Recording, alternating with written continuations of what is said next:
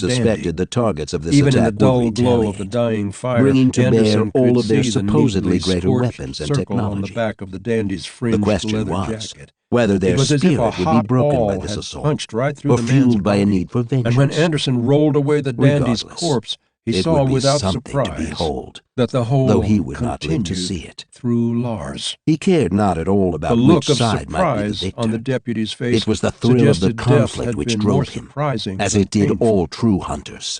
Anderson closed All that Lars's remained for eyes. him was to verify that his ship had Anderson's followed its own program insides course felt home, hollow. and that the report of He his was mission alone. was safeguarded until it He could had be studied. lost Lars. He had was lost confident Mina. his findings would be greeted He with much knuckled his enthusiasm eyelids. by those eager to Help! partake of a new challenge Anderson here on went this still, world, listening. which already had The afforded voice had so been very much in that small. regard. Help me! This He turned much was back toward the embodied by the campfire where a skull heap of sitting before supplies him on the and console. what must have been a tent or two lay Despite his smoking. injuries, The heap Nukmechi shook, had taken the time to and a bag ensure of it was coffee cleaned and slid polished, to the ground. ready for Anderson display began along with the tossing rest of aside his collection. saddlebags.